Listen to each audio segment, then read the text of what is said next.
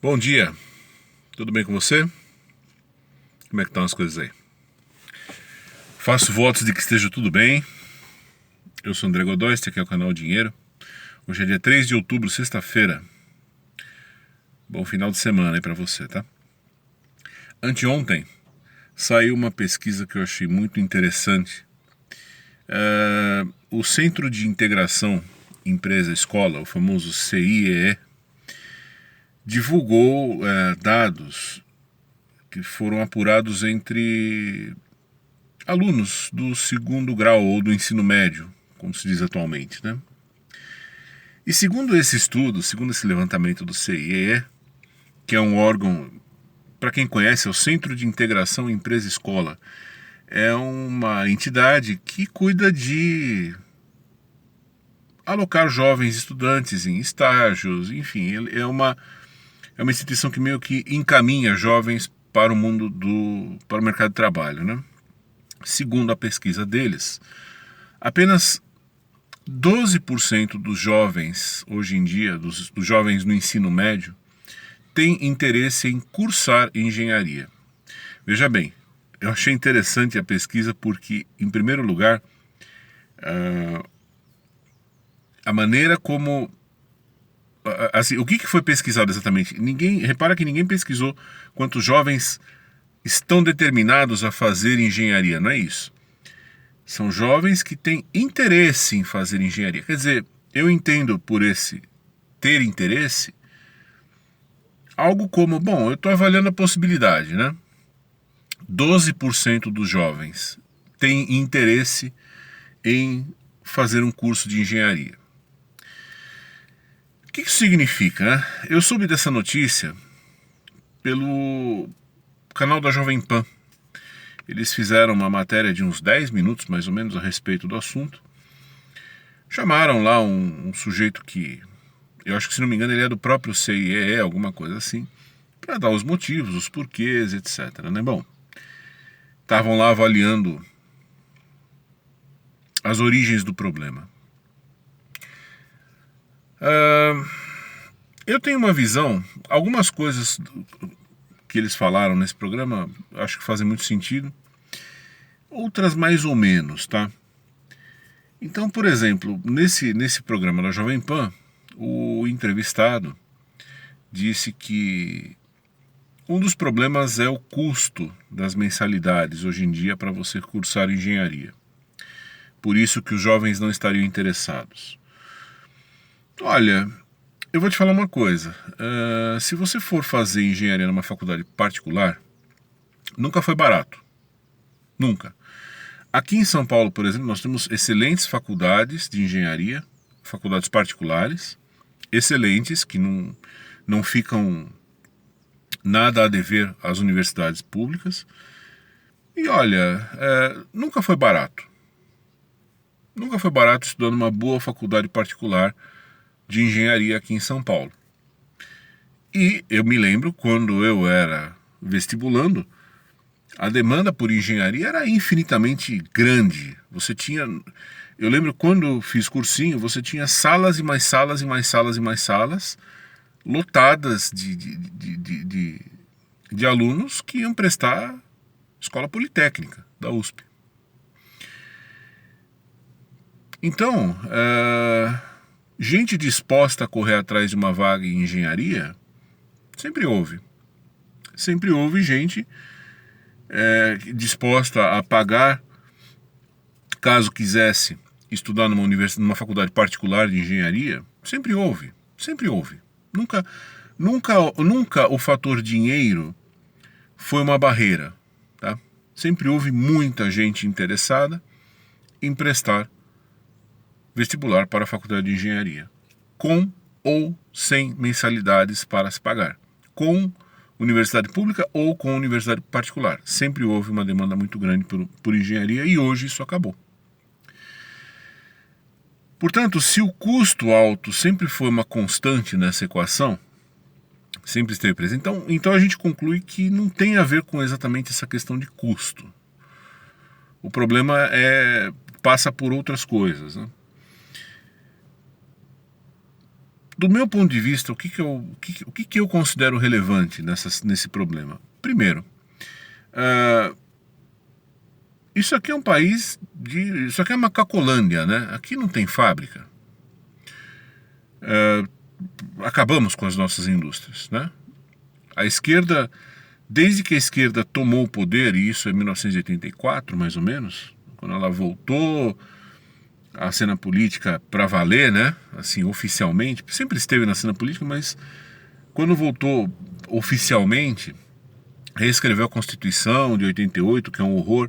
Quer dizer, desde então, nós vemos o país se afundar num grave processo de desindustrialização, de desestímulo à indústria, né? Você tem sindicatos fortíssimos no Brasil, sindicatos mandam para chuchu, o que não deveria acontecer. Sindicato deveria ser criminalizado, né? Nós deveríamos fazer aqui como o pessoal em Singapura fez, né? Sindicato é crime, é proibido por lei, ponto, né? Isso é o certo. Não fizemos isso, pelo contrário, demos voz e demos poder a essa gente que tanto atacaram a indústria que no fim a indústria acabou, né? Temos também, verdade seja dita, um industrial brasileiro que é meio indolente, a verdade é essa, né? Sempre foi. Se você é industrial, você vai falar, André, você fala porque você não sabe o que é. Meu avô foi industrial, tá? Então eu sei o que é industrial, conheço essa raça faz, um tempão, tá? Cresci no meio disso, vi muita coisa e eu te digo o seguinte, o industrial brasileiro, houve um período neste país em que os militares, durante o governo militar, em que se fecharam totalmente as fronteiras para a indústria estrangeira, houve muito incentivo para a indústria nacional, incentivo de grana, tá? Houve muito. E muito industrial, a maioria deles, para ser sincero, sabe o que fez? Pegou essa grana e comprou casa com piscina. Comprava Mercedes, é isso.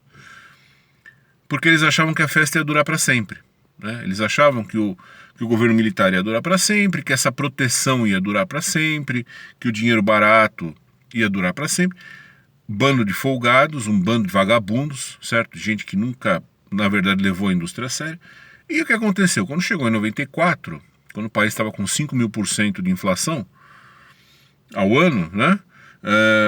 Teve que fazer o plano real, tivemos que abrir as portas, as porteiras do país para os produtos estrangeiros e aí a indústria nacional acabou. Aí a gente viu o quão porcaria era a indústria nacional, porque você via, na época era novidade, você via produtos vindos da China a um custo reduzidíssimo e os daqui custavam fortunas, e ambos eram porcaria. Em termos de qualidade, tanto o produto brasileiro como o chinês eram porcaria. Então, porcaria por porcaria, o chinês era mais barato, certo? Então, parte da culpa vem dos próprios industriais brasileiros, que são, via de regra, claro que há exceções, mas em termos gerais, é um povo bem acomodado, é um povo que gosta de uma teta, que gosta de um subsídio, que gosta de um apoio do governo, certo? Muito pouco interessados em estimular alguma coisa que preste, em correr riscos, em investir, em crescer, em inovar, essa é a verdade, né?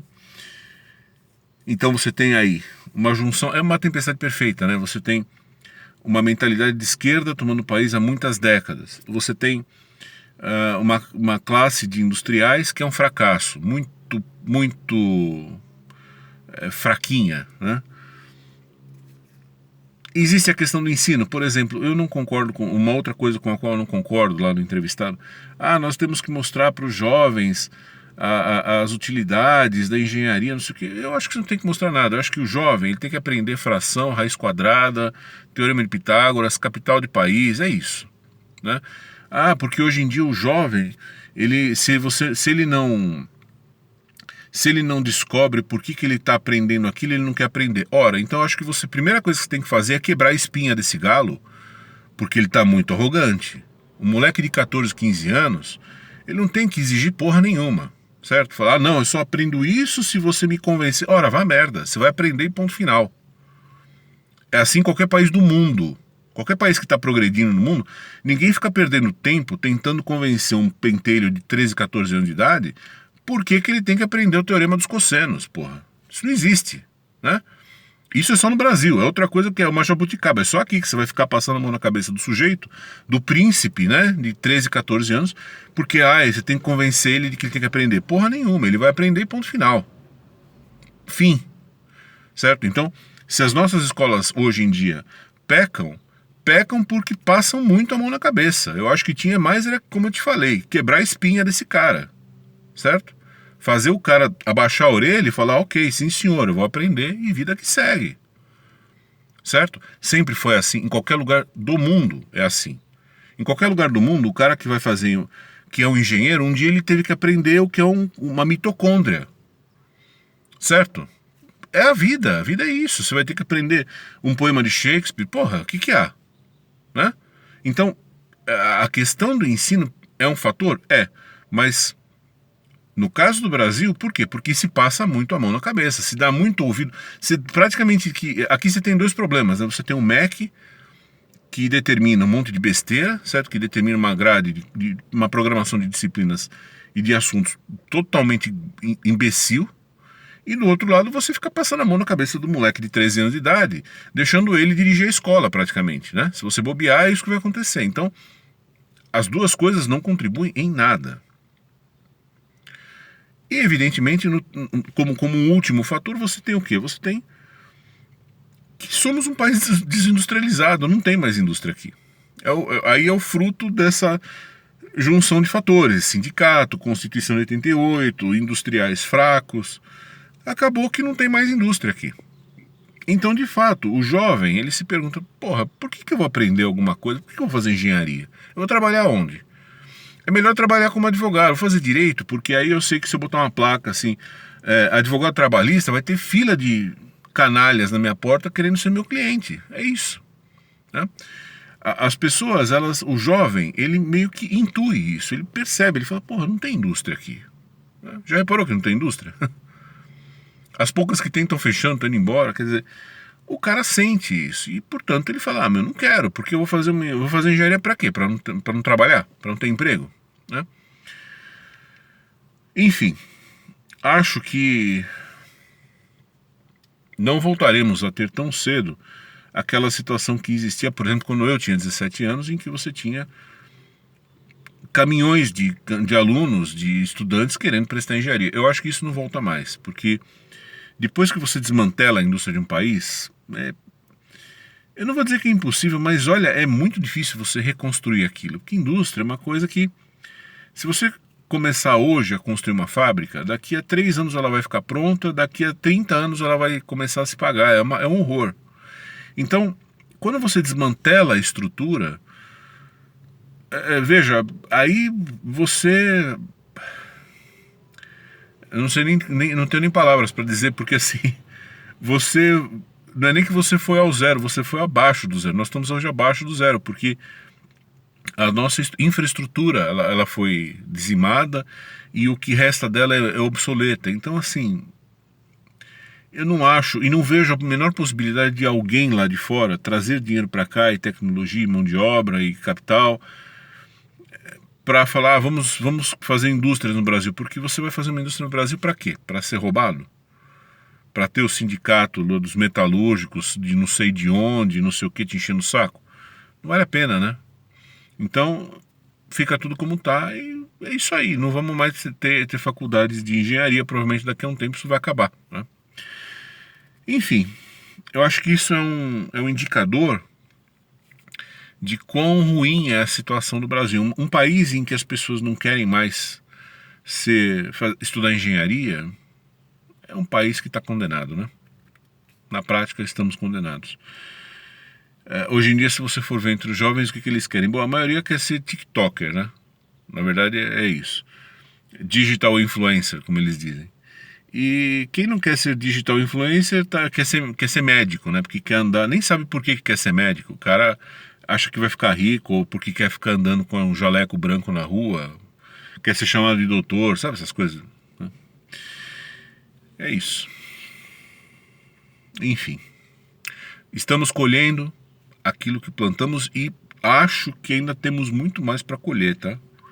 Ainda vem muito mais coisa pior por aí. Mas enfim. Neste vídeo eu fico por aqui, tá bom? Um abraço para você. Até mais. Tchau, tchau.